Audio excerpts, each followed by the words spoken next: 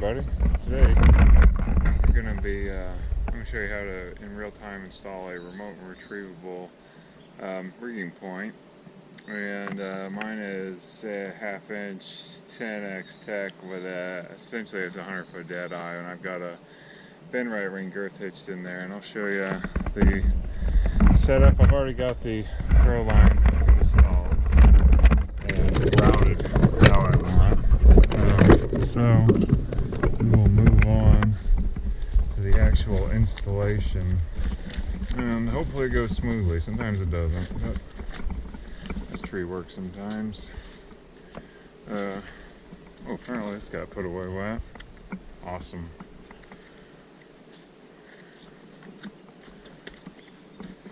Don't mind the mold.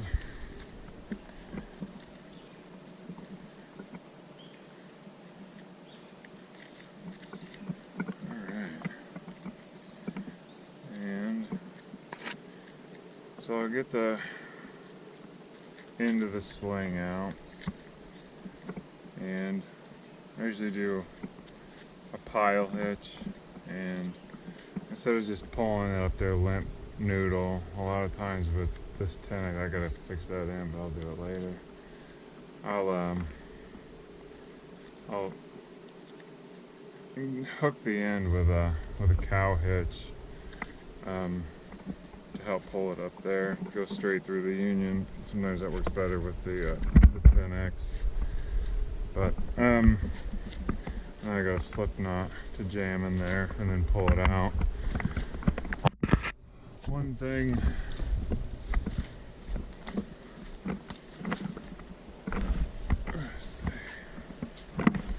Alright, I can't really see a whole lot of where I'm going, so I'm going to have to be going by feel, and then once I get it pretty close, then I'll have to wiggle around to a point where I can see it.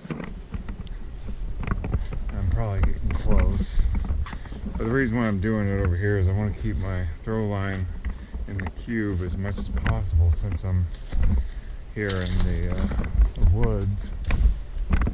But alright, well, I can actually see kind of. Alright, so I'm up and over the union, and I'm watching the cambium saver with the slip knot, and I'm almost where I want it.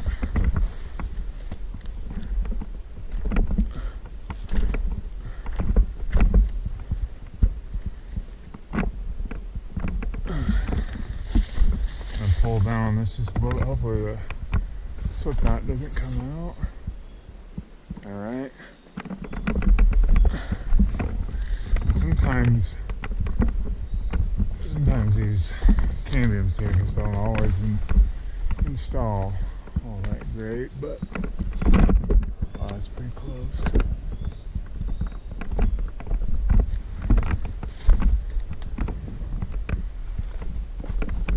Up there it goes. Alright, we're up and over the union. So now I'm gonna hold the throw line tight, pop out my slip knot. Now the leather cambium saver is over the union on which I'm rigging, and what that does is if you were pruning it protects the cambium there in the union where you have it set, but also what it does is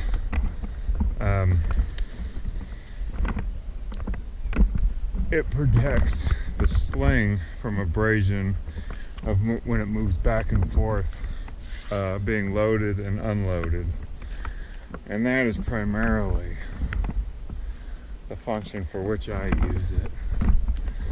And now I can tell by the color of the sling that I have, and I can see it now, I've pulled out to the ring. So now that the ring is out, I'm going to take my rigging line, put it through, and I usually just run a bowline on the handle of the rope bag And you'll have to keep an eye out because sometimes as it goes up it'll twist and it'll pull the rope up. As is the case with setting rigging and things with throw lines, and you just have to be mindful of what's happening and be deliberate and a little bit patient. And it's going up to where we want it, and soon enough the end of the rigging sling will be back towards me, and I will undo the throw line. See, with the cow hitch it's easier to undo on the end. If you do a clove hitch on the end, it's pretty difficult to untie sometimes. I'm going to toss that aside for now, because on a job site or in the woods, it's nice to square things away so that they're ready to go for next time, and also so you're not making a mess and track and throw line all over the woods, because I'm sure we've all done that.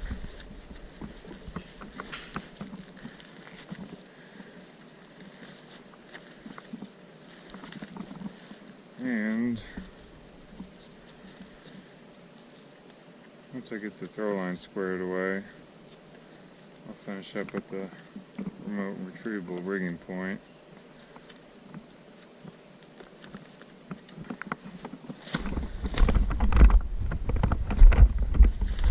But it's going to be much easier to pull it into position on the using the sling itself, because it's bigger in diameter and easier to handle than the throw line. See, there's the bag lifting up.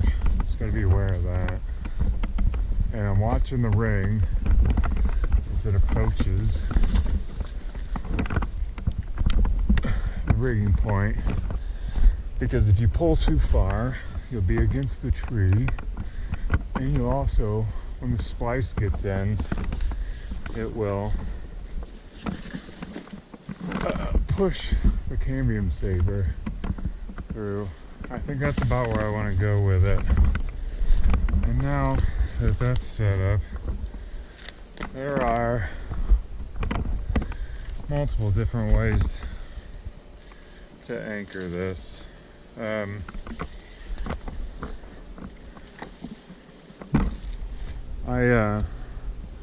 I prefer to use a porta wrap, because when using a porta wrap to anchor this, there's less slop in it. However, you can certainly finish it off with a running bowline. And if I run out of hardware, or if I'm using it elsewhere, I'll do that.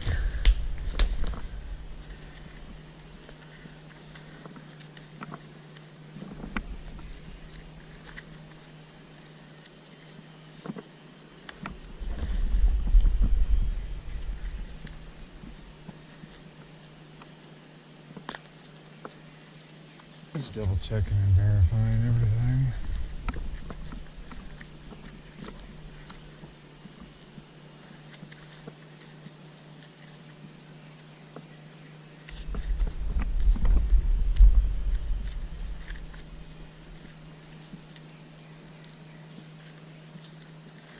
And if for whatever reason I would have run out of sling for the cow hitch, I could easily do timber hitch.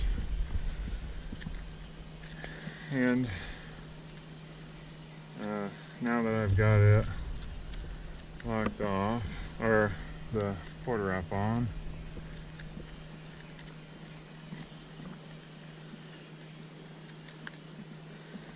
I get the sling set,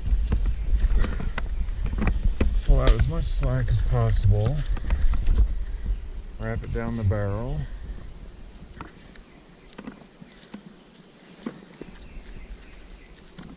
lock it off with some half hitches, And then, because those posts are small, I'll go back a few times and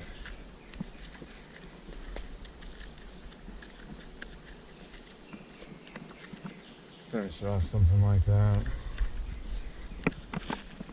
Alright.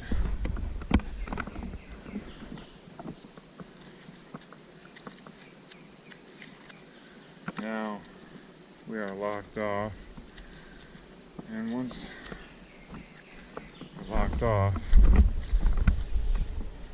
we're set for rigging, I will go ahead and undo the bowline from the handle of the rope bag, and I will pre-weight the system to set the rigging point so it's going to be where it is when I go to rig.